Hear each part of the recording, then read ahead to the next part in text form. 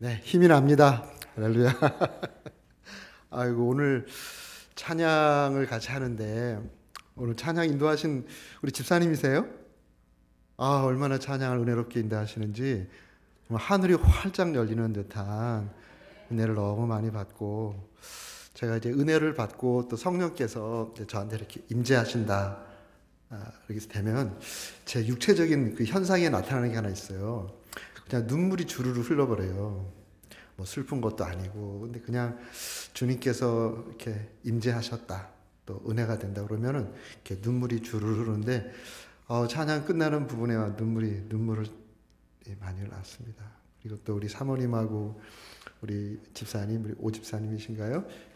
찬양하시는데, 너무 또 감사하고, 참 귀한 우리 사모님과 우리 집사님들, 우리 모든 성도님들 대표하신 분들이겠죠. 너무 감사해서 제가 눈을 감고 이렇게 기도하는데요, 이런 모습이 이렇게 보여주셨어요. 우리 주님께서 이렇게 긴 팔로 이 교회를 이렇게 끌어안고 계신 그런 모습이 보이는 거예요. 그래서 주님 너무 감사하다. 주님께서 이 교회를 정말 사랑하시는구나. 성도님 한 분 한 분을 정말 사랑하시고 아끼시는구나. 이렇게 생각하니까 또 너무 감사하고, 그러면 살짝 봤더니 목사님도 울고 계시더라고요. 정말 귀한 목사님, 진실하신 목사님이잖아요. 정말 때가 안 묻으신 분 같아요.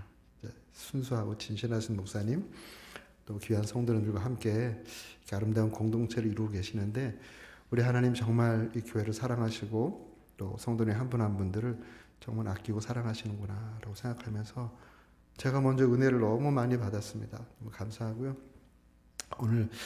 오늘하고 내일 또 그 재직 세미나 오실 수 있는 분 다 오셔요. 사실 제 간증을 좀 많이 하고 싶은 그런 마음인데요.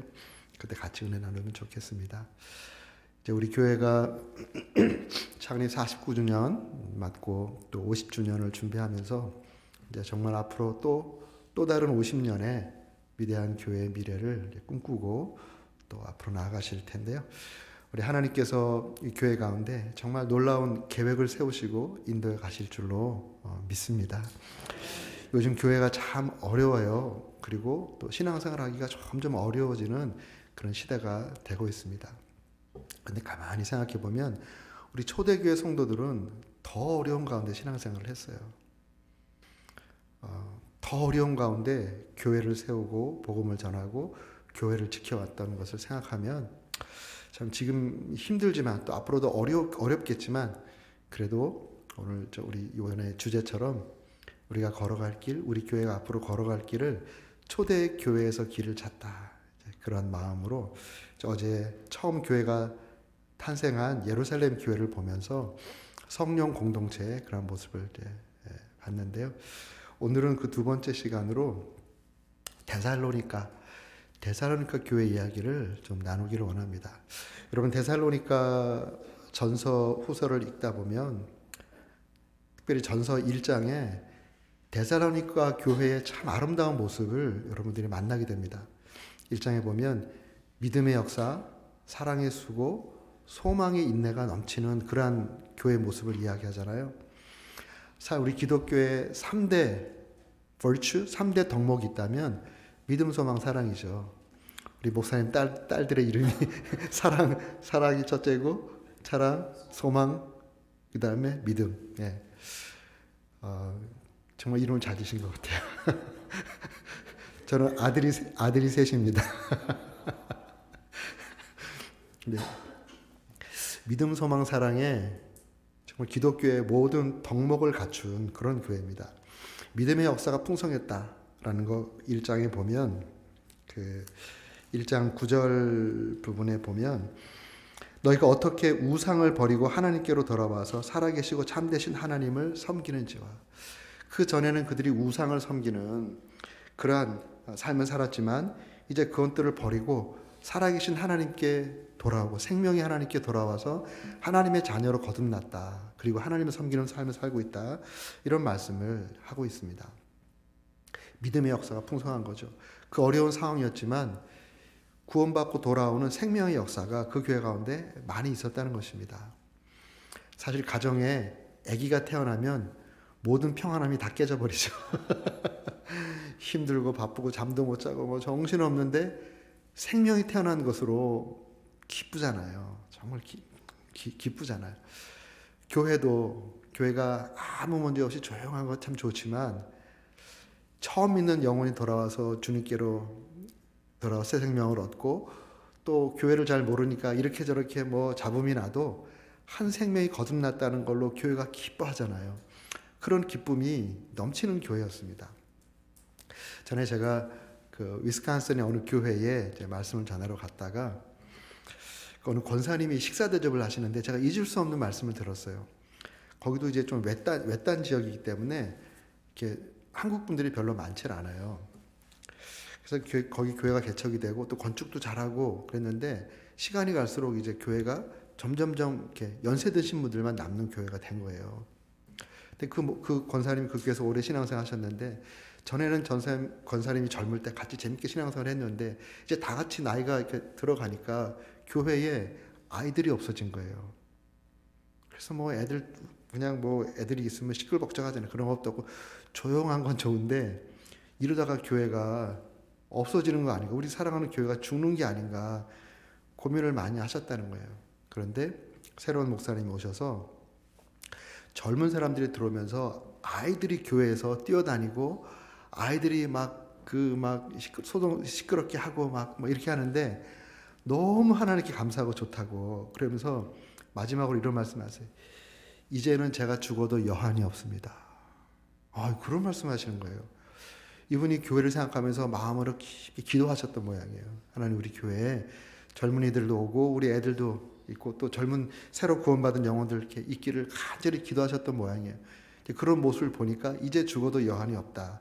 이런 고백을 하시는 거 보면서 이 권사님이 정말 교회를 사랑하시고 하나님 사랑하시는 분이구나. 지금도 마음에 그 말씀이 잊혀지질 않아요. 그런 은혜가 이 데살로니가 교회에 믿음의 역사가 있었다는 것이죠. 또 사랑의 수고, labor of love. labor는 엄마가 아기를 낳는 듯한 그런 그 고통이 수반되는 것이죠. 사랑을 베풀고 사랑으로 하나 되는 데는 고통이 따르죠. 근데 사랑의 수고가 넘치는 그런 교회였습니다. 서로 섬기고 또 요새로 말하면 서로 섬기면서 웃음꽃이 활짝 피고 서로 식사 같이 하고 또 같이 막 무슨 일이 있으면 같이 또 돕고 하는 이런 사랑의 수고가 넘치는 그런 교회였어요. 그 다음에 또 보면 소망의 인내가 넘치는 교회였다. 여기 10절에 보면 너희가 어떻게 기다리는지를 말하니 이는 장래에 노하시면서 우리를 건지시는 예수시라. 하나님의 아들이 하늘로부터 강림하실 것을 그들이 기다리고 있었던 것이죠. 재림을 기다리고 있었습니다. 주님께서 재림하심으로 종말을 맞게 되잖아요. 그들의 종말 신앙을 갖고 주님의 재림을 기다리는 그러한 신앙을 갖고 살았다는 것이죠. 그냥 현실에 그냥 살아가는 거 평안한 삶으로 만족하지 않고 주님이 오시는 그날을 생각하면서 오늘을 마지막 날처럼 살아가는 그 종말의 신앙으로 그 현실의 어려움을 잘 극복하고 있는 이 아름다운 교회의 모습을 너무나도 잘 이루고 있다는 것입니다. 이 내적으로 보면 건강한 교회죠. 믿음, 소망, 사랑이 균형 있게 잘 이렇게 모습을 이루고 있는 아주 건강한 그런 교회 모습을 이루고 있었습니다. 그런데 또 그것만이 아니라 여기 보면 6절에 보면 너희는 많은 환난 가운데서 성령의 기쁨으로 말씀을 받아 우리와 주를 본받는 자가 되었으니 7절 말씀에 그러므로 너희가 마게도냐와 아가야에 있는 모든 믿는 자의 본이 되었느니라. 그 교회가 있었던 그 지역에 다른 믿는 사람들과 다른 그 교회에 본이 되었다라는 이런 표현을 쓰고 있습니다.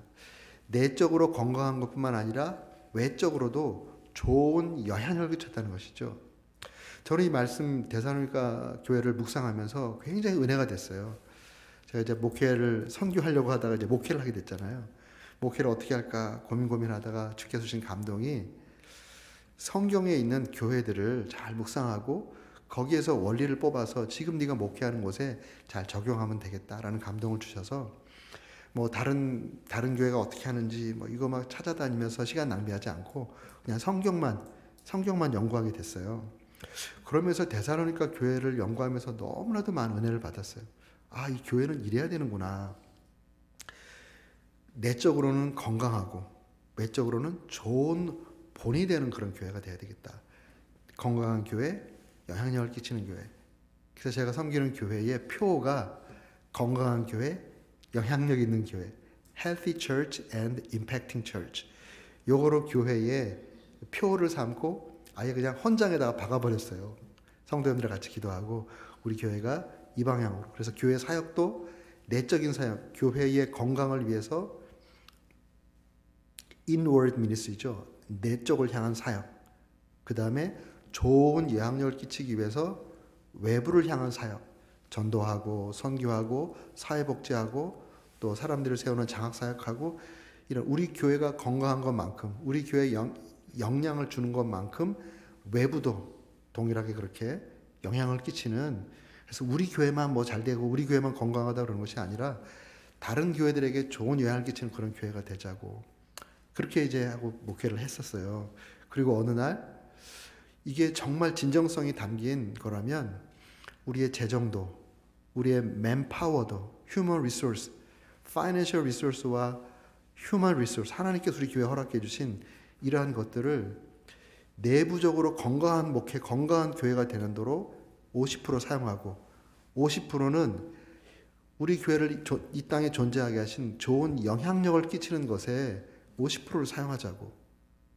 그래서 선교하는데, 국내 선교하는데, 또 사회복지, 또 장학, 우리 지역에 있는 지역에 있는 고등학교에 그 늘사랑의 이름으로 장학생들, 교회 다니지 않는 장학생 뽑아가지고, 교회 불러가지고, 기도해주고 장학금 주고. 나중에는 그 장학금을 받은 애가 자기 식구들을 데리고 교회 등록을 했어요. 그게 이제 대사님과 교회에서 배운 거거든요. 그래서 야, 이 대사님교 교회가 정말 모범되는 교회고 또 이런 교회를 이루면 참 좋겠다. 우리 중앙교회도 그런 교회가 되시기를 축복합니다. 내적으로 믿음, 소망, 사랑이 풍성하고 그리고 이 지역사회와 또 이 열방에 좋은 영향력을 계속 흘려보내는 그러한 교회로 또 우리 교회가 나간다면 우리 하나님께서 귀한 교회의 미래를 아름답게 더 놀랍게 축복하시고 인도하시겠다 이런 생각이 듭니다. 그런데 이런 교회를 이루기 위해서 데살로니가 교회를 보면 이런 교회를 이룰 때 몇 년 정도 걸릴 것 같아요? 몇 년 정도? 이 정도의 건강한 교회, 이 정도의 영향 있는 교회를 이루려면 최소한 10년? 최소한 20년? 이 정도는 교회가 돼야지 이런 영향을 끼치지 않을까? 이런 생각이 들지 않습니까? 그런데 이 교회, 이 사도 바울의 전도의 그 역사를 쭉 보면 이 교회가 개척된 지 2년도 안 된 개척교회예요. 놀랍지 않습니까? 개척교회입니다. 이 대살교회 개척된 그 이야기가 사도행전 17장에 나와 있습니다. 사도행전 17장. 거기 보면 사도 바울이 2차 전도여행을 하게 됩니다. 2차 전도여행이 약 AD 52년에서 55년, 약 3년 정도의 2차 전도여행을 떠나요. 안디옥에서 이제 파송을 받아와서 1차 전도여행을 할 때 전도하고 세워놨던 교회들, 그 지역들을 방문하는 것이 원래 계획이었습니다. 소아시아죠, 소아시아. 아시아 마이너 소아시아를 돌면서 그 전도하고 또 이미 1차 때 만났던 사람들을 또 만나고 그분들을 세우고 교회를 이렇게 하기 위해서 갔는데 드로아, 지금 그 트로이 목마의 그 자리에 드로아 지금 터키고 마지막 부분에요. 거기에 이르렀을 때 선교를 하게 하신 성령께서 그리스도의 영께서 그들의 발걸음을 막는 거예요. 여러분 다 아시는 이야기죠. 막으니까 이게 성령께서 시켜서 선교를 하는데 성령께서 길을 자꾸 막으니까 이게 어떻게 된 거지? 그러면서 이제 고민하면서 기도하는데 마게도냐 환상을 보잖아요. 마게도냐 사람이 일어나서 Come and help us. 건너와서 우리를 도와달라. 라는 환상을 본 다음에 바울과 그 일행이 하나님께서 우리를 유럽으로 인도하시는구나 라고 이렇게 생각을 하고 뱃머리를 돌려서 유럽으로 처음 가게 됩니다. 그것이 이제 유럽 선교가 처음 열리게 되는 것이잖아요. 유럽에 처음 가서 주님께서 예비하신 자주장사 루디아를 만나죠. 그 복음을 전하는데 너무나도 자연스럽게 복음을 받아들입니다. 루디아가 유럽 전체의 첫 번째 열매예요. 첫 번째 열매. 그 루디아와 함께 루디아의 집에서 빌립보 교회가 이제 개척이 됐죠. 빌립보 교회에서 이렇게 전도하고 하다가 이제 그 다음에 소동이 일어나고 막 그래가지고 그 다음 옮겨간 곳이 이렇게 가다가 데살로니가에 왔습니다. 지금도 보면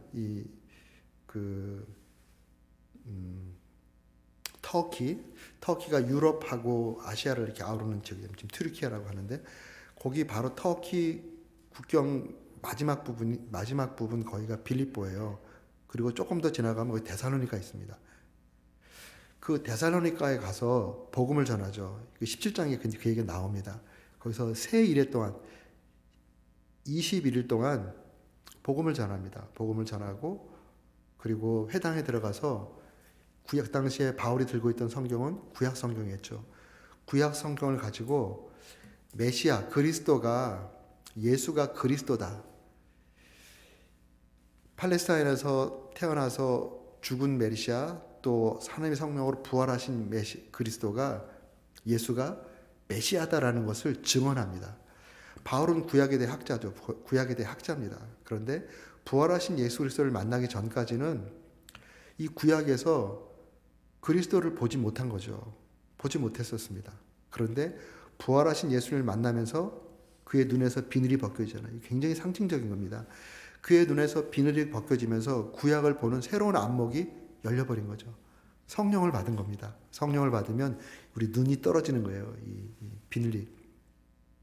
그래서 구약에 여기저기 다니시는 메시아를 만나게 됩니다. 이 메시아하고 그리스도는 같은 말이에요. 메시아, 메사흐라는 히브리 말에서 나오는데 기름 붓다 이런 뜻입니다. 그래서 메시아 하면 기름 부음 받은 자 이런 뜻이고요. 크리스타스, 헬라 말에 크리스타스이라는 이 단어도 기름 부음 받은 자, 기름 부음 받다의 명사형이 크리스타스예요. 인칭 명사형. 그래서 메시아, 헬라 말로 메시아, 히브리 말로 그리스도, 다 같은 말이에요. 기름 부음 받은 자. 이 구약을 보면서 예수가 그리스도라는 것을 깨닫고 그 구약의 성경을 가지고 회당에서, 거기는 이제 회당이니까 디아스포라 유대인들이 많이 있었겠죠. 또 유대교에 관심이 있는, 아직 크리스천은 아니지만 유대교에 관심이 있는 그러한 헬라인들, 소위 God fearer라고 하는 이 헬라인들이 그 자리에 있었을 거예요. 거기에 이제 구약 성경을 가지고 예수를 증언해 줍니다. 예수가 그리스도라는 것을 증언할 때 거기 놀랍게 수많은 헬라인들이 믿고 돌아옵니다.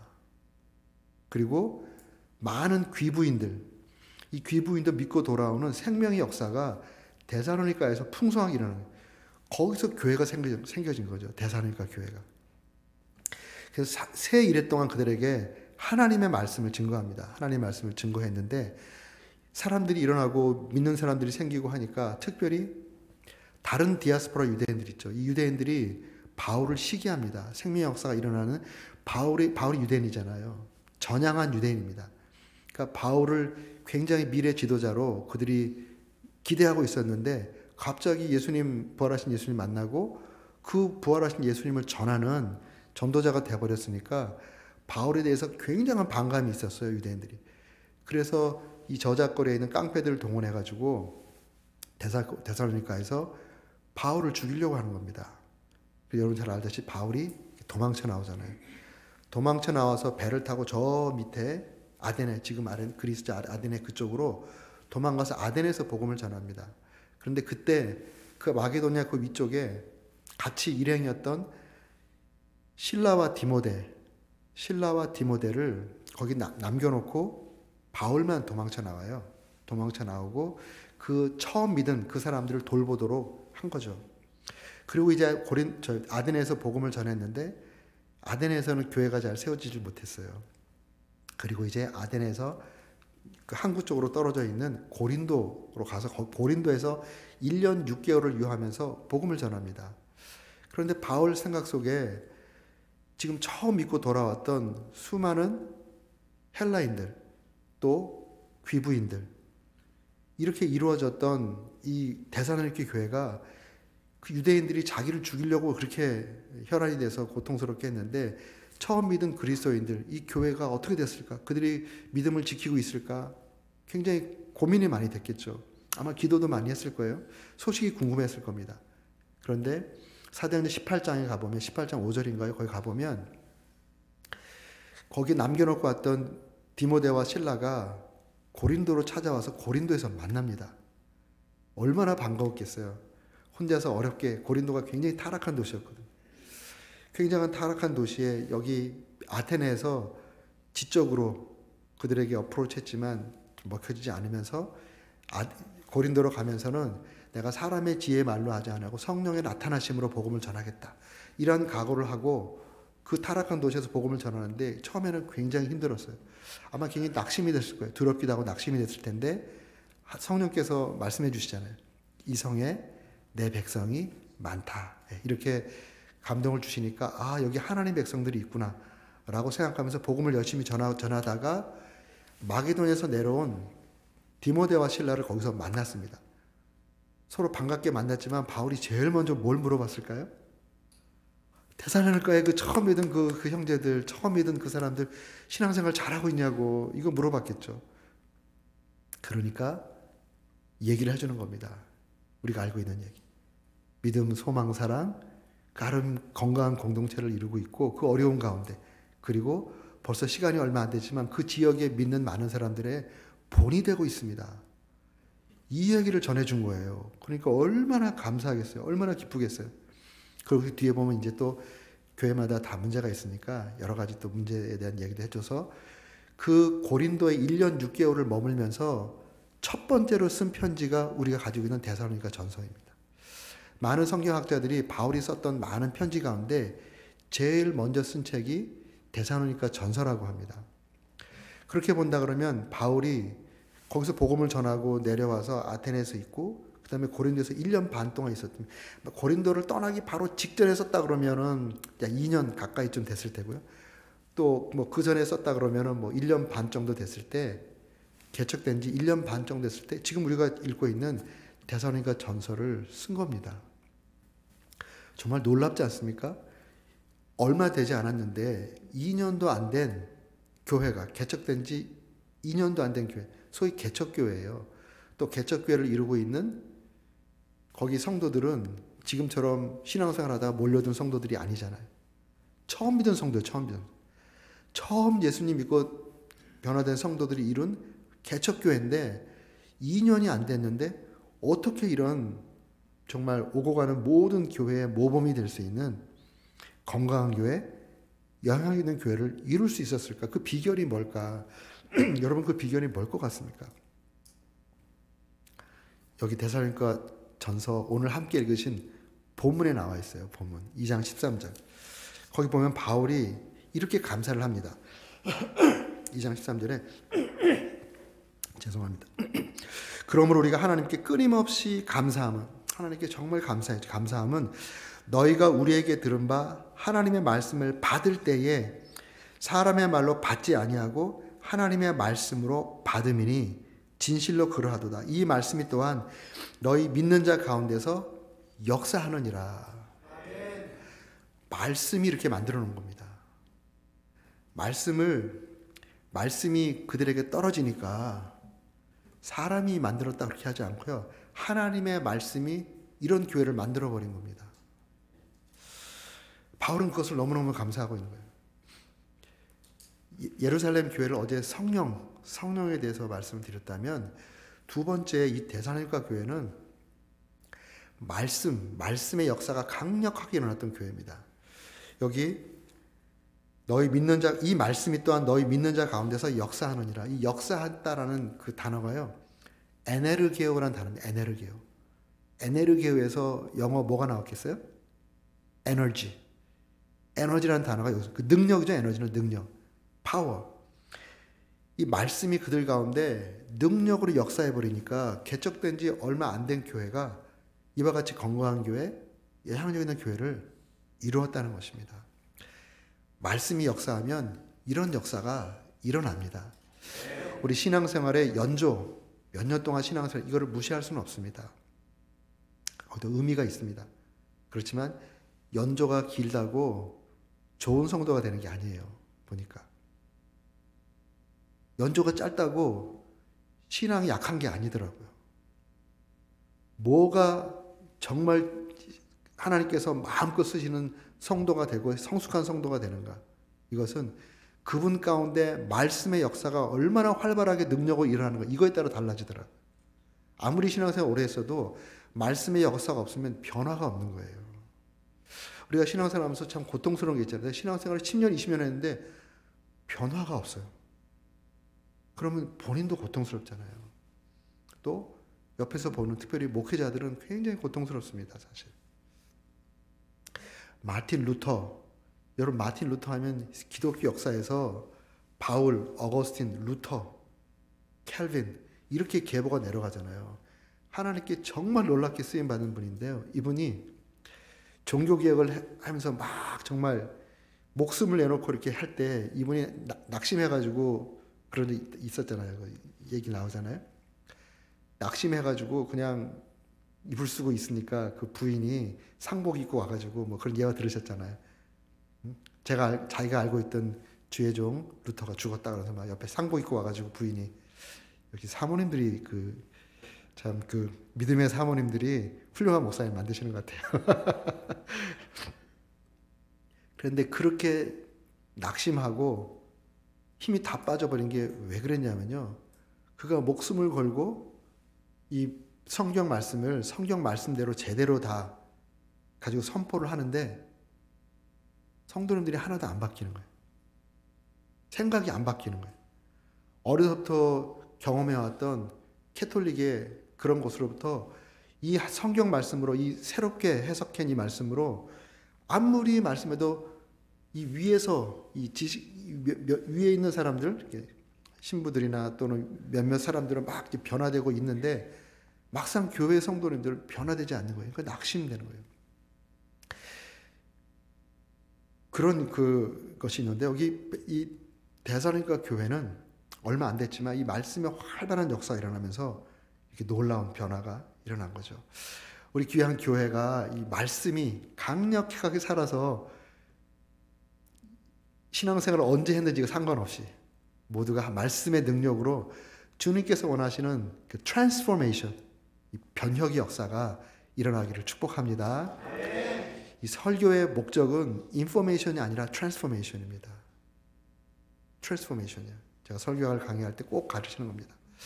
이 설교를 통해서 좋은 정보들을 성도님께 드릴 수 있죠. 뭐 성경 해석 이렇고 어떻고 또 이거 말고 또 이거 관계된 여러 정보들을 드릴 수 있지만 여러분 지금 뭐 배우러 이 자리에 앉아 계신 게 아니에요. 설교를 듣는 이유는 내가 그 말씀에 따라 말씀만큼 변화되기 위해서 말씀을 듣는 것이거든요. 설교하는 분도 정보 전달을 위해서 설교하는 것이 아니라 변화를 위해 설교하는 것이에요.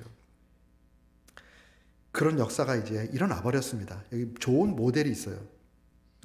그러면 그런 역사가 어떻게 일어나는가? 이 놀라운 변혁의 역사가 어떻게 일어나는가? 양자가 잘해야 됩니다. 양자가. 성경 말씀 보니까 양자가 잘해야 돼요. 이 좋은 열매를 맺으려면 첫 번째로 씨가 좋아야 되겠죠. 씨가 좋아야 됩니다. 근데 아무리 씨가 좋아도 밭이 썩어 있으면 씨를 뿌리면 씨가 썩어버려요. 밭도 좋아야 돼요. 좋은 열매를 맺으려면 씨도 좋아야 되고 밭도 좋아야 됩니다. 이걸 좀 말씀의 변혁의 놀라운 역사로 본다 그러면 말씀을 전하는 목사님이 좋은 말씀을 전해야 돼요. 좋은 말씀. 그리고 또 성도님들이 그 말씀을 잘 받아야 돼요. 받는 이 밭이 좋아야 되는 거예요. 그래서 양쪽으로 한번 생각해 보겠습니다. 양쪽으로. 먼저는 이 말씀 보면 우리가 하나님께 끊임없이 감사하면 너희가 우리에게 들은 바 하나님 말씀을 받을 때에, 여기서 바울이 우리에게 들은 바라고 이렇게 말씀했는데요. 하나님 말씀을 받을 때에 사람의 말로 받지 아니하고 하나님 말씀으로 받으니 진실로 그러하도다. 이 말씀과 아까 말씀드린 사도행전 17장 거기와 연관돼 보면 이 말씀이 바로 거기를 지금 얘기하는 것이니까, 바울이 그들에게 갔을 때 바울이 공부를 많이 한 사람이잖아요. 헬라 철학에 능통한 사람입니다. 바울은 헬라 철학에 능통한 사람인데 헬라 철학을 가지고 그들에게 다가가지 않았죠. 성경, 이 성경의 구약의 성경을 가지고 이 성경에서 예수가 그리스도라는 것을 자기가 경험하고 그것을 증언했다라고 이렇게 표현해요. 증언. 예수를 가르쳤다 이렇게 말하지 않습니다. 증언했다. 증언. 마루트레오 증언은 사건의 현장에 있었던 것이죠. 사건의 현장에 있었으니까 증언할 수 있는 것이죠. 또 이 증언이 거짓이면 내가 목숨을 걸겠다. 여기서부터 순교자라는 단어가 나오잖아요. 마루투레요. 이 증언을 한 겁니다. 그러니까 바울이 부활하신 예수 그리스도를 통해서 주님을 만나고 눈의 비늘이 벗어지면서 구약 성경에서 부활하신 예수를 만나는 거예요. 말씀을 전하기 전에 이 말씀에서 그리스도를 만난 말씀의 사건이 일어난 겁니다. 그리고 그 사건을 증언하는 이런 말씀이었어요. 이 말씀을 증언할 때 바울은 이것이 사람의 말이 아니다라는 확신이 있었어요. 확신이 있고 이것은 내 입에서 나가는 말이지만 그것은 하나님의 말씀입니다. 여러분들이 그것을 사람의 말로 받지 않고 하나님의 말씀으로 받았는데 여기 말씀은 진실로 it is true 이런 뜻이에요. 그게 맞다, 잘했다 이런 뜻이거든요. 이것은 바울 스스로가 하나님 말씀을 성경을 가지고 전할 때 자기의 지식을 전하는 것이 아니라 하나님 말씀을 본문에서 그대로 올려서 그 말씀을 경험하고 그 말씀의 증언자로 말씀을 그들에게 전했다는 것입니다. 우리 설교자는 그렇게 설교해야 됩니다. 이 강단은 이 설교자의 것이 아니에요. 이 강단은 누구의 것일까요? 예수님의 것입니다. 여러분들은 지금 저의 말을 들으려고 여기 계신 게 아니죠. 저를 통한 하나님 말씀을 들으려고 계시잖아요. 설교를 한참 하다 보면 설교자들이 착각해요. 우리 성도님은 내 설교 자기 설교 듣는 거로 착각한다고요. 고넬료가 그런 말씀 했잖아요. 고넬료도 이방인도 그걸 알고 있더라고요. 베드로가 있을 때 그 앞에 최대한의 예의를 갖추죠. 고넬료는 거기에 로마의 장교로 와 있던 사람이잖아요. 그런데 하나님 말씀을 전하는 베드로가 들어올 때 최대한의 예의를 갖춥니다. 그리고 뭐라고 말하냐면 하나님께서 당신에게 명한 말씀을 해달라 그래요. 그걸 듣기를 원한다고. 그럼 베드로는 자기 이야기하는 게 아니죠. 하나님께서 전하라고 한 것을 전하는 것이죠. 이 설교단은 성도들이 듣고 싶은 것을 전하는 곳이 아니에요. 성도들의 귀가 간지러운 귀를 긁어주기 위해서 전하는 곳이 강단이 아니라고요. 요새 설교에서 need driven preaching이라는 그 있어요. 성도들의 필요에 따라서 그 필요를 채우기 위해서 성도의 필요에 따라 이리 갔다 저리 갔다 하는 그 강단에 대한 그 반성이 많습니다. 성도들의 필요가 이러니까 성도들의 필요를 맞추기 위해서 기도하고 소위 그런 설교를 사탕발림 설교라고 합니다. 성도들이 들으면 달콤하고 좋고 위로되고 그래서 그런 것을 전하고 싶은 유혹이 있어요. 설교들. 왜냐하면 쉬우니까 좋으니까 서로가 다 좋으니까. 그런데 사탕을 계속 먹으면 어떻게 될까요? 이가 다 썩잖아요. 나중에 이가 다 빠져요. 당뇨 걸려요. 결국은 팔다리 잘라야 돼요. 영적으로 결과적으로 성도들의 이를 다 빼버리고 팔다리 자르는 그런 사탕 발린 설교를 하면 안 되는 것입니다. 설교는 성도들이 듣고 싶은 것을 설교하는 것이 아니라 예수님이 하고 싶은 설교를 하는 거예요. 이거를 철저하게 우린 배웁니다. 제가 졸업했던 사우스웨스턴 이 신학교에서 이걸 철저하게 배웁니다. 우리 목사님도 사우스웨스턴 출신 그걸 배우셔서 그렇게 할 거로 믿습니다. 그러시죠, 목사님? 그렇게 하도록 여러분 기도 많이 해주세요. 목사님이 단에 섰을 때 성도님들이 크게 보이면 안 돼요. 성도님 얼굴이 크게 보이면 그거에 주눅들거나 거기에 맞춰서 설교하고 싶은 그런 마음이 들어요. 목사님이 단에 딱 섰을 때 예수님의 얼굴이 크게 보여야 돼요. 예수님 얼굴이. 내가 지금 하는 설교가 예수님께 만족이 돼야 되는 거죠. 예수님 성경 말씀을 통해서 이거 하라고 본문을 주셨는데 본문 읽어놓고 성도들이 듣기 좋아하는 여기저기서 뭐 자기개발서에서 몇 거 읽은 거 가지고 성도들한테 그거 먹이고 있으면 예수님이 저기 앉아가지고 예수님 이 자리에 계시다 그랬잖아요. 예수님이 뭐라 그러겠어요? 혀를 차겠죠. 쟤는 지금 뭐 하는 거야? 내 단에서 내 교회에서 내 백성들한테 내 말 전하라고 했더니 쟤는 지금 뭐 하고 있는 거야? 주님께 섭섭하지 않겠어요?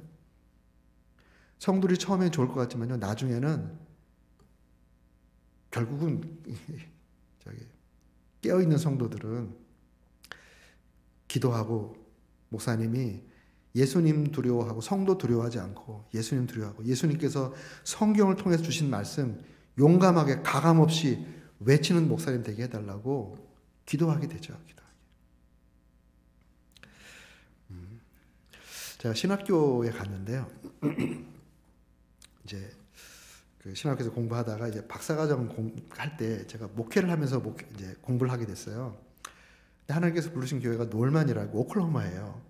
한 3시간 반쯤 떨어져 있는 이제 그곳에서 목회를 하면서 이제 공부를 하는데 풀타임으로 공부를 해야 되니까 뭐 왔다 갔다 커뮤니팅 하기엔 너무나도 어렵잖아요. 그래서 월요일 날 학교에 와서 남자 기숙사에서 살면서 공부하고 목요일 저녁이나 금요일 오전에 강의 수업 마치고 이제 올라가서 이제 주말 목회하고 우리 아내도 같이 공부했었는데 아내는 공부를 이제 휴학을 하고 아내는 이제 거기 살면서 애 키우면서 이제 성도님들하고 같이 이렇게 교회를 돌보고 이렇게 목회를 했는데요. 그래서 제가 이제 그 기숙사에서 있는데 이제 한 학기 좀 지난 다음에 옆에 기숙사가 방이 비었어요. 그래서 새로운 학생이 들어오는 거예요. 뭐 짐을 나누고 이렇게 새로 이사가 왔으니까 짐을 막 들이고 있더라고요. 그래서 제가 이제 도와주고 싶은데 이제 세미나 들어가야 되니까 도와주지 못하고 내가 세미나 끝나면 와서 도와주겠다. 그냥 반갑다. 뭐 바로 옆에 네이버다 하면서 이렇게 이제 친하게 인사를 하고 수업에 갔다가 들어오는데 이미 다 뭐 짐이 많지 않으니까 다 끝나버렸어요. 문 닫았더라고요. 그리고 어디 간 데 없어요. 근데 자기 방 앞에다가 팻말 하나 붙여놨어요. 팻말을. 지금도 잊을 수가 없어요. 뭐라고 붙여놨냐면 I am here. 내가 신학교에 온 거. I am here not to master God but to be mastered by God. 내가 이 신학교에 온 것은 하나님을 마스터하기 위해서 온 게 아니라 하나님께 마스터 당하기 위해서 왔다. 이건 하나님께 완전히 아니 굴복하기 위해서 왔다는 거죠. 그 말씀이 잊을 수가 없어요. 보통 신학 공부에서 아주 하나님 성경 말씀 많이 했고 만약에 마치 하나님을 자기가 자기 출세해서 부리는 그런 사람처럼 뭐 설교를 해도 위대한 설교자가 되고 싶은 마음에서 막 이렇게 공부하고 마치 자기가 하나님을 부리는 것처럼 성령님을 부리는 것처럼 이런 잘못된 환상을 가질 수 있는데 그 친구는 아예 처음부터 분명하게 자기가 그런 생각도 있었고 그 방문을 열고 닫으면서 항상 보는 거죠. I am here not to master God but to be mastered by God. 지금 생각해 보면 지금 어딘지 모르겠지만 훌륭한 목사가 됐을 것 같아요. 하나님께 마스터 당한 하나님의 종으로 말씀을 전하는 것입니다. 성도들에게 마스터 당한 목회자는 성도를 바르게 인도할 수가 없어요. 그래서 이 단은 설교자가 이 하나님 말씀을 가지고 하나님 말씀이 그렇다라고 하면 성도님들이 좀 힘들어도 그 말씀을 용감하게 전하는 용감한 설교자가 필요한 겁니다. 그것이 서로가 사는 길이에요. 서로가 사는 길입니다. 교회가 사는 길이고 또 목사님도 사는 길입니다. 제가 한 번은 참 실수할 뻔하다가 하나님께서 은혜를 주신 그런 사건이 있었는데요. 제가 이제 늘사랑 교회에 이제 부름을 받아서 이제 사역하러 갔어요. 처음에 교회가 제가 갔을 때 한 300명 정도 이렇게 되는 교회인데 어제 말씀드렸지만 창고 건물을 짓고 창고에서 이렇게 까만 천만 두르고 마당은 다 진흙판이었어요. 그럼 교회를 가서 이제 사역을 하는데 하나님께서 은혜를 주셔가지고 이제 교회가 이렇게 잘 성장해 가고 있었는데요.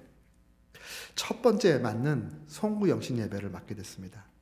송구 영신 예배는 그해 하나님께서 어떤 말씀으로 우리 교회를 인도할까 기도하고 그 말씀을 받아서 그 해의 비전 말씀이에요. 교회의 비전 말씀 선포하는데 하나님께서 너무너무 좋은 말씀을 주신 거예요. 예레미야서 29장 11절에서 13절 말씀 주셨어요.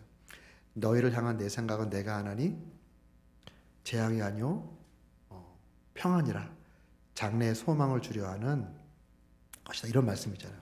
그러니까 너희가 나를 자꾸 찾으면 만날 것이고 기도하면 응답받을 것이다. 이런 본문이에요. 이 말씀을 딱 받고 너무너무 감사했어요. 우리 하나님께서 우리 교회 가운데 놀랍게 역사하실 모양이다. 그러면서 올 한 해 그때가 아마 2001년이었을 거예요. 2001년 우리 하나님께서 우리 교회를 놀랍게 축복해 주실 거다. 이 평안이라는 단어가 영어로 보면 prosper, 번영케 할 것이다. 올 한 해 하나님께서 우리 교회를 놀랍게 번영케 할 것입니다. 이런 생각이 들고 또 그런 번영을 맛보기 위해서는 열심히 매사에 하나님을 찾고 열심히 기도하면 하나님도 만나고 기도응답도 받고 그걸 통해서 하나님께서 놀라운 일을 이루실 것입니다. 이렇게 설교할 거 생각하니까 굉장히 막 좋더라고요. 그런데 기도를 하면 할수록 설교자로서 마음이 이 설교를 성도님 다 좋아하겠지만 설교자로서 뭔가 설교자의 양심에 꺼리낌이 있는 거예요. 우리 목사님 너무 설교 공부 제대로 했을 테니까 잘 알지만 그런 말씀을 우리가 읽고 할 때 내용은 좋지만 배경을 봐야 돼. 배경.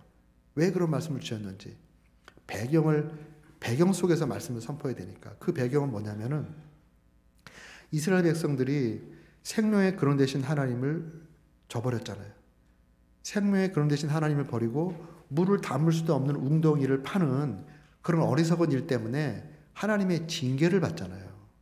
하나님의 징계를 받고 징계가 끝났을 때 이 말씀은 그 징계가 끝났을 때 그때 내가 너희를 이렇게 회복하게 할 것이다. 이런 말씀이거든요. 그러니까 이것을 우리 가운데 적용한다 그러면 아무 일이 없이 그냥 하나님께서 우리가 번영케 하실 거니까 우리가 열심히 주님을 찾고 기도합시다. 이게 아닌 거예요. 우리가 하나님을 저버리고 하나님의 방법을 찾지 않고 인간적인 방법으로 무언 것을 이루려고 하는 것 때문에 하나님의 징계가 임할 수도 있다라는 걸 문맥으로 보면 말을 해야 되는 거예요. 그런데 이 재앙이라는 단어가 굉장히 마음에 갈등이 되었어요. 사실 한국교회 송구영신 예배면 축복의 말씀 뽑기 하잖아요. 축복의 말씀만 다 받잖아요. 그래서 사실은 한 해를 시작하는 첫 시간에 예배 드릴 때 재앙이니 이런 말은 사실 제대로 잘 안 해요. 그냥 축복의 말씀 해드리죠. 그런데 그 본문에 재앙이라는 단어가 있는 거예요. 재앙. 본문이 말하고 있는데 설교자가 말하지 않으면 안 되잖아요. 근데 그거를 말하고 싶지 않은 유혹이 있는 거예요. 왜냐하면 성도들이 연초에 송구영신 예배 나왔는데 제가 30대 후반에 파르파드 젊은 목사가 재앙이 어쩌고 저쩌고 막 이런 얘기 하면은 굉장히 마음에 부담이 되실 거 아니에요. 그래서 제가 마음에 고통스럽게 기도하다가 집전에 말씀드린 것처럼 나는 이 교회 성도들의 종이 아니라 주님의 종으로 왔으니까 또 이 단은 주님의 단이고 성도들은 주님의 음성, 성경에 있는 말씀 그대로를 듣기 위해서 앉아 계신 분이고 하나님께서 그 말씀을 역사하니까 성도님 좀 힘들더라도 나는 말씀 있는 그대로를 제가 설교를 하자. 그럼 제가 갈등했던 거를 다 말씀드리면서 이렇게 말씀드렸어요. 그래서 뭐라고 말씀드렸냐면 올 한 해 우리가 한 해를 살면서 어쩌면 우리의 부족한 것 때문에 하나님을 저버리고 또 하나님의 방법이 아닌 인간의 방법으로 뭘 시도하려는 것 때문에 어쩌면 우리가 어려움을 당할 수 있습니다. 한 해를 사는 동안에 어려움을 당할 수 있지만 이 본문 말씀에 의하면 어려움이 어려움으로 끝나는 것이 아니고 그 어려움 가운데 우리가 하나님을 찾고 기도하면 하나님께서 그 어려움은 과정으로 지나가게 하시고 그 어려움을 통해서 오히려 번영케 할 것입니다. The plan I have for you is not to harm you but to prosper you, to give you hope in the future. 미래에 소망을 갖게 하실 것입니다. 그러니까 우리가 어려움을 없으면 더 좋고 만약에 우리 교회적으로 개인적으로 어려움을 당하신다면 이것은 지나가는 과정이라 생각하고 하나님께 빨리 돌아와서 하나님을 찾고 기도하고 주님을 만나고 기도응답 받자고 이렇게 이제 말씀을 전했어요. 제가 고민을 하다가 이렇게 말씀 전해서 그런지 성도님 다 이해해 주시더라고요. 재앙이라는 단어 다 이해해 주시고 다 말씀으로 받았어요. 감사하게요. 그리고 이제 송구영신회가 그때 1월 1일 드리고 그때 2001년도 첫 주일 예배가 1월 7일이었어요. 잊어버릴 수도 없어요. 1월 7일. 1월 7일 이제 주일 아침에 예배를 드리러 가려고 하는데 교회에서 전화가 왔어요. 저희 찬양 인도하신 전사님이 목사님 큰일 났습니다. 왜요? 그랬더니 그 전날 밤에 눈이 많이 왔거든요. 눈이 많이 왔는데 대전에 기상청이 생긴 이래로 가장 눈이 많이 온 날이 2001년도 1월 7일이에요. 그때까지. 그 이후에도 더 눈이 온 때 있었지. 그때까지는. 그래가지고 눈이 많이 오니까 축사들이 막 무너지고 막 이랬어요. 근데 그 눈에 우리 교회가 가짜 창고 건물인데 얼마나 이 허름했는지 교회가 폭삭 주저앉아 버린 거예요. 교회가 본당이 무너져 버린 거예요, 눈에. 그런데 마침 이랬어요. 제가 처음 갔을 때 이렇게 평평했었거든요. 이 예배당이 평평했었는데 사람들이 막 늘어나니까 가건물이었으니까요. 이 본당이 다 품지를 못하는 거예요. 그래서 가건물은 좋은 게 나사플러가 뒤로 쭉쭉 밀면은 본당이 늘어나잖아요. 그래서 본당을 2번 늘렸어요. 2번 쭉쭉 늘리니까 그 본당을 늘리고 또 여기처럼 이렇게 날개처럼 안 돼 있고 그냥 평평했거든요. 그러니까 본당을 쭉 늘어났는데 평평하니까 너무 답답한 거예요. 쭉 긴데 사람도 많은데 공기가 너무너무 답답한 거예요. 지금처럼 이렇게 뭐 벤틸레이션 있는 거 가짜 창고 건물이니까 딱 완전히 막혀 있는 건물이거든요. 가짜로 진 거니까. 그래서 그거를 이렇게 쭉쭉 늘렸어요. 이게 느렸는데 느리고 너무 답답하니까 이것처럼 제비 모양으로 트러스를 이렇게 만들었어요. 이렇게. 근데 이렇게 트러스를 이렇게 만들어야 되는데 그냥 여기 공간을 가지려고 이렇게 해가지고 이렇게 트러스를 했어요. 그러니까 제대로 트러스를 한 게 아니죠. 그러니까 눈이 많이 오니까 이게 빡 부러져 버리면서 다 주저앉아 버린 거예요. 아이고 교회 딱 갔는데 겁이 덜컥 나는 거예요. 어떤 겁이 났냐면요. 아이고 뭐 젊은 목사가 와가지고 교회 좀 성도 부흥한다고 예배당에 함부로 막 손대고 하더니 예배당 하나 말아먹었다고 이런 소리 들을 것 같은 거예요. 또 그때는 이제 연구단지 아니니까 사람들이 다 이 실험을 많이 하다가 실패를 하면 왜 실패를 했는지 그거를 연구해가지고 다른 방법으로 실험을 거는 사람들로 도사들이에요. 거기 도사들 완전히 다 대동 연구단지 안에. 그러면 이런 상황이 딱 벌어지면 제일 먼저 하는 것이 왜 무너졌는지 이 원인을 찾기 시작하잖아요. 이 블레임 게임에 들어간다. 이거 원인 찾으면 누구 때문에 이렇게 됐다. 이 블레임 게임으로 들어가는 딱 그 시발이에요. 제가 너무 잘 알기 때문에 칼날이 저한테 오는 게 막 느껴지는 거예요. 야 이제 목회 다 했구나 막. 그러면서 이제 예배를 무너진 곳에서 옆에 이제 건축을 하나 했어요. 그 1년 사이에 이제 옆에 교육관을 쭉쭉 없애니까 옆에 교육관 하나 졌거든요. 2층짜리. 그래서 2층짜리 교육관 의자 다 빼놓고 거기서 이제 그때 한 450명쯤 됐을 때요. 이제 뭐 빨리 성장해가지고. 그래서 그 2층에서 의자 다 빼고 바로 앞에까지 성도님들 다 밀어주고 제가 키가 크잖아요. 사각개짝 하나 올려놓고 제가 위로 올라가가지고 어떻게 예배드렸는지 모르게 예배를 드렸어요. 제가. 그리고 이제 긴급 대책회의를 하게 됐습니다. 긴급 대책을 하러 가는데 제가 굉장히 이렇게 좀 표정이 어두웠던 모양이에요. 그런데 대책회의로 가는데 그때 운영위원 집사님들이 몇 분 계셨거든요. 그분 중에 한 분이 제 어깨를 과하게 감싸는 거예요. 그때 그분이 한 45세쯤, 제가 30대 후반이니까 제 어깨를 꽉 감싸면서 목사님 걱정하지 마세요. 하나님이 말씀하셨잖아요. 성구형 신대 말씀한 걸 그분은 기억하고 있는 거예요. 하나님 말씀하셨잖아요. 올 한해 우리 교회가 큰 번영을 누릴 것 같아요. 이러는 거예요. 그러면서 회의가 딱 진행이 됐는데 이제 무겁죠.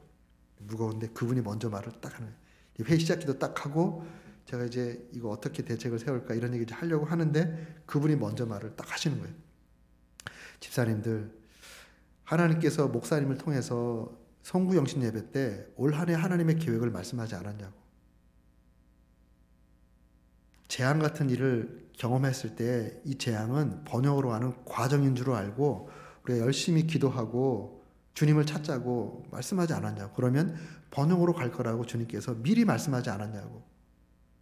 그 말씀을 하는 거예요. 그러니까 조금 과장을 하면 이 얼굴이 다 어두웠던 분들이 이 말씀의 파편이 얼굴을 탁탁탁탁 치니까 얼굴이 환해지는 거예요. 그러면서 왜 이런 일이 벌어졌는지 이거 원인 규명하는 과정을 싹 바이패스 해버렸어요. 그건 지금 예배당이 무너진 이 자리에서 누구 때문에 왜 이거 절대로 중요하지 않다. 하나님 말씀이 반영되는 것이 중요하지. 그래서 그때 대책회의가 됐어요. 대책회의. 자, 그럼 우리가 이걸 어떻게 해결할 건지 전혀 준비되지 않은 채로 건축을 하게 됐어요. 건축을. 그런데 우리 얘기할 때 튼튼한 가건물을 짓자고. 튼튼한 가건물을 짓기로 하고 이제 2층까지 이렇게 해가지고 2층에서 이렇게 가건물을 짓기로 하고 예산 짜고서 이제 철거를 다 해야 되잖아요. 철거하는 동안에 2달 동안 침신대 가서 예배 드리는 것으로 하고 팻말 붙여놓고 우리가 2달 동안은 침신대에서 예배 드립니다. 그래서 그 걷어내고 이제 가건물을 짓는데요. 너무너무 놀랍게도 사람들이 침신대 가서 예배 드리고 있는데 구역구역 찾아오는 거예요. 찾아와서 2달 동안에 45명이 등록을 했어요. 성도님. 너무 신기하더라고요. 지금 건축 뭐 막 이렇게 철거하고 막 그러느라고 뭐 전도하고 뭐 이런 거 상상도 못 했어요. 그런데 주일 예배마다 사람들이 막 찾아오는 거예요. 그래서 이제 딱 다 끝난 다음에 입당을 딱 했는데 뭐 크게 짓지 않았으니까 예배당이 거의 다 차버린 거예요. 2층까지. 그래서 예배당 진 다음에 계속 성도들이 오니까 2부, 3부 예배 숫자가 막 늘어나는 겁니다. 그래서 그 한 해에 우리 교회 작년이 250명이 등록을 했어요. 그때 전체 교회가 450명쯤 됐었거든요.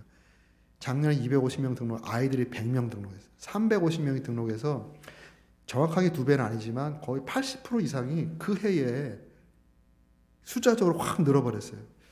숫자로 늘은 것도 중요하지만 더 중요한 거는 이 예배당이 무너지는 걸 보면서 사람들이 회개를 하는 거예요. 회개.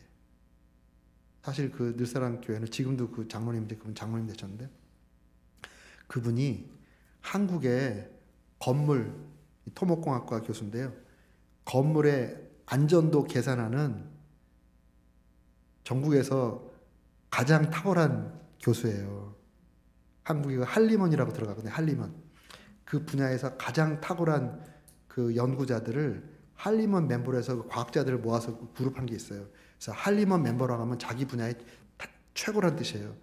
그분이 거기 멤버였어요. 물론 나중에 됐지만 그 정도 거기 멤버가 될 정도로 건물의 안전도를 계산하고 안전도 점검하는데 국내에서는 최고인데 자기가 섬기는 교회는 눈에 무너질 정도의 무너져도 관심이 없었던 거죠. 그분이 공개적으로 회개했습니다. 자기가 너무 교회에 관심이 없고 예수님 이름 빌어가지고 자기 성공하는 데만 너무 뛰어다니다 하나님께서 이 교회가 폭삭 무너지는 걸 보면서 회개하게 만들었다고.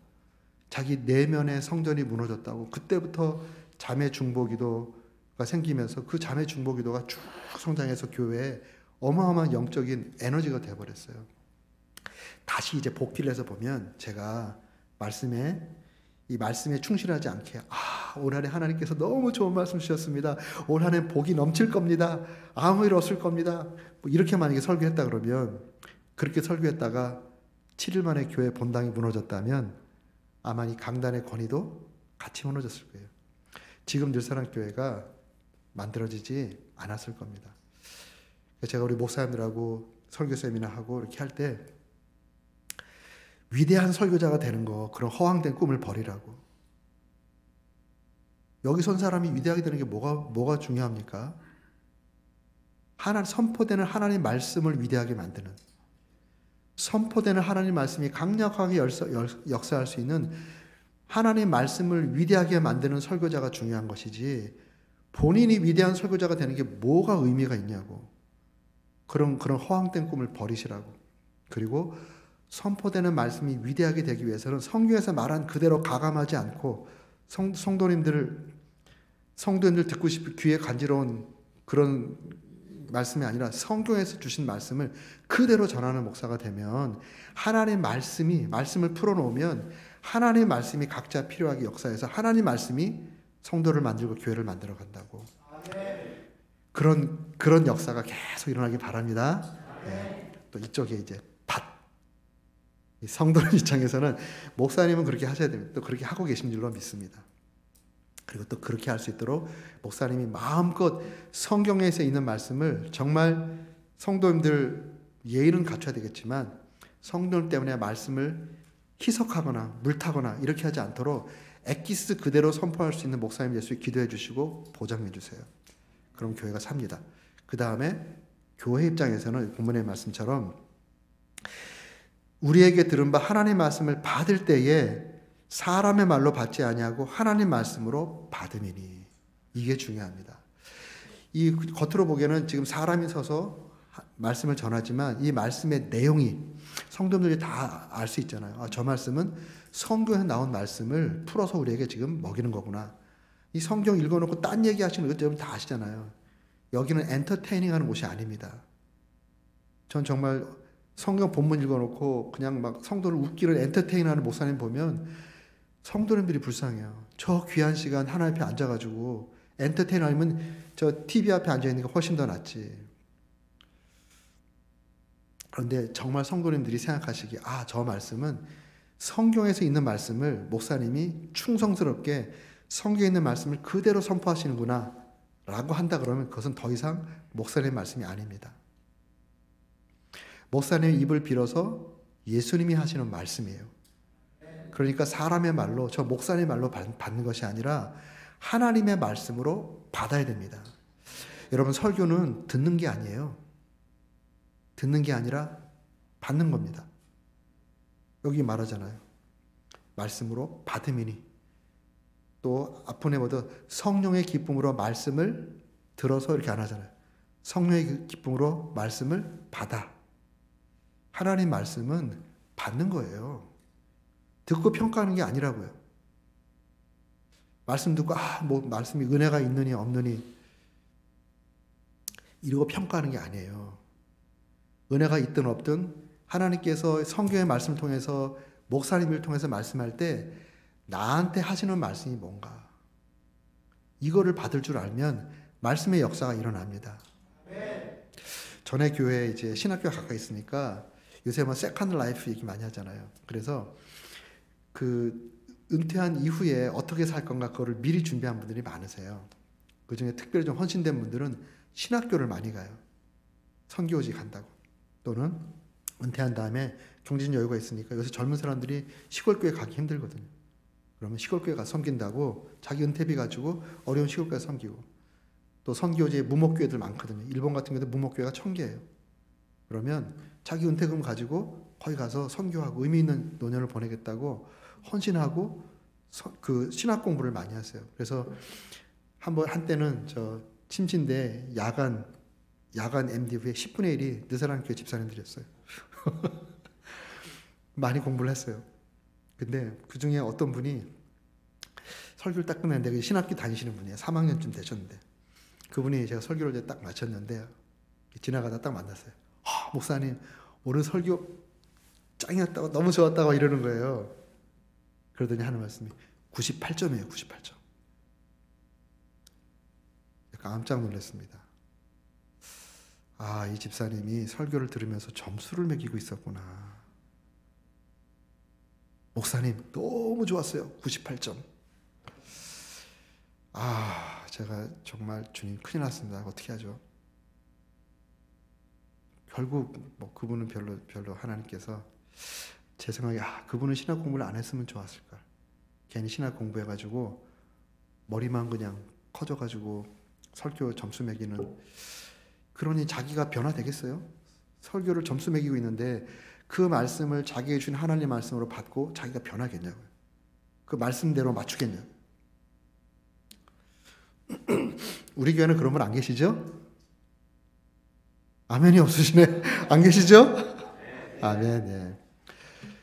이 하나님 이 강단에서 이 말씀이 그냥 허접한 다른 책에서 읽을 수 있는 말씀이 아니라 성경에 있는 말씀을 목사님이 충성스럽게 선포하면 그 말씀이 하나님 말씀이다. 목사님의 입을 떠나서 목사님 말씀이 아니라 하나님 말씀이다 라고 받고 그러면 그 말씀이 여기 성경 말씀대로 우리 마음 가운데 역사를 하는 거예요. 한번 저희 교회에 이런 일이 있었습니다. 이제 한번 경험했잖아요. 그 해의 비전의 말씀을 하나님께서 주시는 거 경험해가지고 송구 영신 예배 때 어느 말씀을 주실까 성도님들이 굉장히 관심이 많아요. 그리고 그 말씀을 받고 한 해 동안 그 말씀대로 산 다음에 마지막 주에는 그 말씀이 그들 삶 가운데 어떻게 역사해서 어떤 변화가 일어났었나 이거를 간증하면서 찬양과 경배 예배 드리면서 주일 예배 12월 마지막 주를 그렇게 마무리해요. 그리고 또 신년 예배 송구 영신 드리면서 그 해 또 다음 말씀 받아서 그 말씀 가지고 어떻게 내 삶이 변화되었나 한 다음에 또 간증하고 그러니까 말씀 받고 마지막 주일 예배는 찬양과 간증 축제로 한 해가 마무리되는 거예요. 근데 이제 그렇게 이제 잡혀져 가는데 2003년일 겁니다. 2003년도에 하나님께서 그 해 말씀을 주셨는데 시편 81편 말씀 주셨어요. 시편 81편 말씀 가운데 이런 말씀이 있습니다. 나는 너희를 애굽에서 불러낸 여호와 하나님이라. 그렇게 말씀하시면서 내 입을 크게 열라. 내가 채우겠다. 그 말씀이잖아요. 내 입을 크게 열라. 그래서 이 2003년도에는 제가 그 말씀을 전하면서 2003년도에는 우리가 지금까지 세웠던 목표, 입을 크게 열라고 했으니까 지금까지 일반적으로 세웠던 어떤 삶의 목표, 그걸 한 단계 높여 세우자고 그렇게 말씀드렸어요. 그래서 공부하는 학생들이면 올해 공부 이렇게 하면서 목표를 이렇게 세웠다면 그거보다 한 단계 더 높여서 입을 크게 열라고 한 그게 보면은 이 새끼 새가 어미가 모이를 물어오면 이렇게 입을 벌리는데 이 목젖에 핏발이 설 정도로 입을 벌리는 그 메타포예요. 그 모습이. 그러니까 하나님께서 채울 것으로 믿고 목표를 높게 세우고 열심히 노력하라고. 그래서 공부하는 학생들 더 열심히 하고 그리고 사업하는 분들 1년 내 계획 세울 때 평상 세웠던 계획보다 한 단계 더 높게 세우고 열심히 더 비즈니스 열심히 하시고 연구하는 사람들 그렇게 하고 교회 사역도 어떤 목표를 세울 때 하나 더 높여서 목표를 세우고 예산 짤 때도 하나 더 높여가지고 예산을 짜고 우리가 그걸 놓고 하나님께 기도하고 최선을 다하면 하나님께서 채워주실 거라고. 그렇게 해서 아멘 했어요. 진짜 아멘 하면서 다 받았어요. 그리고 이제 한 해가 마쳤을 때 진짜 어떤 학생이 간증을 하는데 자기는 자기 실력으로 도저히 이화여자대학교를 갈 수가 없는 실력인데 목사님 그 말씀 듣고 자기 목표를 이화여대로 삼았다는 거예요. 그런데 이화여대 합격증을 갖고 왔어요. 이화여대 합격증. 그 친구가 지금 달라스에서 신앙생활을 하고 있습니다. 그런 일들이 막 있었어요. 근데 교회 재정부장님이 저를 찾아왔어요. 목사님, 이게 계획을 좀 이렇게 더 높이 세우는 거는 제가 다 이해가 되는데 교회 재정은 그래도 좀 보수적으로 짜야 됩니다. 늘려서 예산 짰다가 부족하면 이거 어떻게 하겠습니까? 그래서 교회 재정은 우리가 지금 매년 성장하고 있는 거에 따라서 그때 막 10%, 20%만 성장할 때니까 한 10% 정도만 상향해가지고 그때가 약 저희가 6억 5천인가 그랬어요. 6억 5천인가 5억인가 그 정도 되는 상황이었는데요. 그래서 원래 한 5% 정도 상향해가지고 이렇게 예산을 짜면 좋겠다고. 그래서 저는 마음으로 말씀이 떨어졌으면 이 말씀대로 하면 좋을 텐데. 근데 담당하는 집사님이 그렇게 주장을 하시니 목사는 절대로 성도님과 싸우면 안 됩니다. 지는 게 이기는 겁니다. 졌어요 제가. 그렇게 하신다는데 어떻게 하겠어요. 한편으로는 하나님 우리 교훈이 필요합니다. 하나님 말씀이 실제로 역사한다고는 교훈이 필요합니다. 기도를 하는데요. 그 한 5월 달쯤 됐는데 그 재정집사님이 뛰어 올라왔어요. 제 사무실로. 목사님 그 어떤 분이 이름도 잘 모르겠는데 어떤 분이 11조를 2천만 원 했다는 거예요. 2천만 원. 이제 성도님들이 많으니까 누군지 모르죠. 새로운 사람도 이제 그때 잘 파악이 안 됐을 텐데. 그래서 그럼 어떤 분이 이제 교회를 찾다가 1년 동안 11조를 못 하고 다 모아놨다가 우리 교회 이제 등록하시면서 한몫에 하셨나 보다고. 그리고 이제 가셨어요. 그 다음 달에 또 2천만 원 하는 거예요.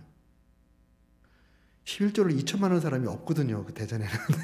특별히 연구단 이제 교수들이나 연구원들은 그 당시에 2003년, 지금이라면 몰라도 그 당시에 2003년도에는 없어요. 그런 분들이.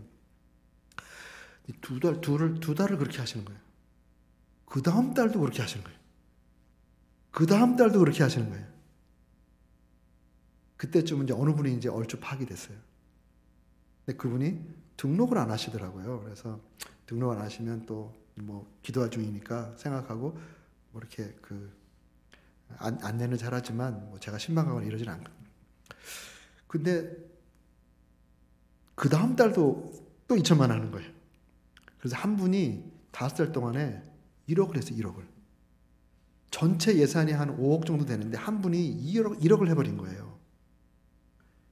그러니까 예산 짜놓은 거 6억 5천에 5억 쌓아놓은 거 넘어버렸어요. 한 10월 달쯤 되니까 그분이 짠 예산에서 수입이 초과돼 버렸어요. 그리고 그 다음 달에 바람과 같이 사라져 버렸어요. 바람과 같이 사라져 버렸더라고요. 그래서 제가 가만히 생각해보고, 우리 교회가 믿음이 부족해. 하나님 말씀을 그대로 받을 믿음의 그릇이 부족하니까, 그 믿음이 그릇이 부족한 교회는 믿음이 큰 사람이 너무 이 거들먹거려 담겨 있을 수가 없어요.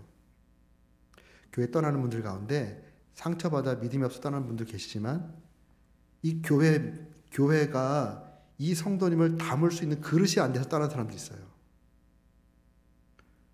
그런 교훈을 주셨어요.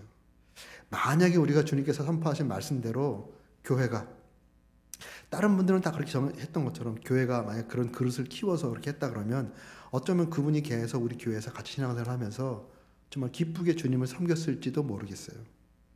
우리가 그릇이 안 됐구나. 그런 큰 교훈을 받았죠. 그리고 그분이 저를 찾아왔어요. 이제 그분이 짠 예산에서 수입이 10월 달쯤 되니까 이미 몇 천만 원 초과돼 버리니까 11월, 12월 되니까 뭐 한참 초과되잖아요. 그래서 나중에 추가 경정을 했습니다. 추가 경정. 그분이 나중에 이러시면, 목사님 죄송합니다. 자기가 믿음이 부족해가지고 하나님 말씀이 이렇게 선포가 됐는데 자기 경험으로 교회가 어려우면 어떨까? 이 경험하고 하나님 말씀에서 고민하다가 경험을 붙잡았는데 제가 이번에 큰 교훈을 받았습니다. 경험을 내려놓고 하나님 말씀 앞으로 붙잡겠습니다. 한 3, 4년 정도 지난 다음에 제가 이 간증을 우리 교회 앞에 합니다. 이렇게. 그러면 그 집사님 고개를 푹. 그런데 그 집사님이 지금은 안수 집사님으로 교회를 잘 섬기고 계세요. 안수 집사님으로. 저렇게 봤을 때 하나님께서 교회의 말씀을 선포하면 그것을 믿음으로 받는 겁니다.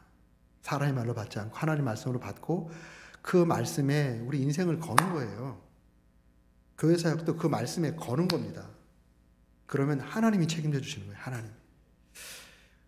그렇게 이렇게 주 앞에 하나님 말씀이 운동력 있는 그런 말씀으로 우리 내 삶 가운데, 교회 가운데 역사할 수 있도록 말씀의 능력이 나타나도록 목사님 정말 말씀대로 선포하시고, 또 이것이 성경에 나온 말씀이라면 때로 내 심령 골수를 찔러 쪼개, 얼마나 아픕니까? 찔러 쪼개는 아픔이 되는 그런 말씀이라 할지라도 하나님이 지금 나를 수술하여, 지금 저 목사님이 나를 다루고 있다, 이게 아니에요. 목사님은 그런 거 신경 쓰고 말하지 않습니다. 물론 간혹 잘못된 목사님은 누구 뭐 치려고 막 이럴 수 있겠지만 정상적인 목사라면 누구 치려고 설교 준비하지 않습니다. 하나님이 두려워서도 그렇게 못합니다. 자기가 날아가요. 말씀으로 성도 치는 목사들은 나중에 보면 자기가 날아가더라고요. 정상적인 목사는 성도 치려고 설교하지 않습니다. 그런데 설교 본문대로 말씀하다 보면 우리가 다 완벽하지 않기 때문에 설교자가 본문을 묵상할 때 그 본문으로 자기가 찔림을 받고 그리고 그 말씀을 경험하고 말씀 선포하잖아요.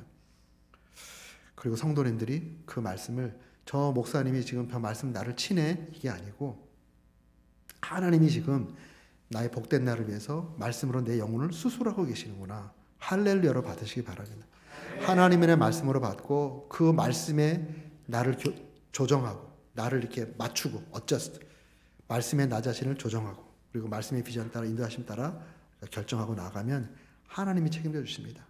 또 우리 교회가 또 말씀 따라 말씀의 역사가 풍성한 대사님 교회처럼, 그래서 우리 44년에 걸맞게 정말 내적으로 건강하고 이 지역 사회와 열방에 놀라운 영향력을 끼치는 존경받는 교회로 더 놀랍게 쓰임 받으시기를 주님의 이름으로 축복합니다. 자, 기도하겠습니다. 존귀하신 아버지 하나님 감사합니다. 귀한 교회 우리 하나님 사랑하시고 또 지금까지 아름답게 인도해 주신 감사합니다.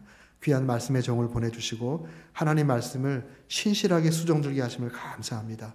또 말씀이 선포될 때 하나님 말씀의 역사가 일어나도록 사람의 말이 아닌 하나님 말씀으로 우리 성도님들을 받고 또 우리 목사님은 하나님 말씀을 선포하는 말씀의 종으로 정말 놀랍게 귀한 교회 말씀의 역사가 풍성하게 일어날 수 있도록 하나님 역사하여 주시옵소서. 감사와 찬양을 주께 드리며 예수님의 존귀하신 이름으로 기도했습니다.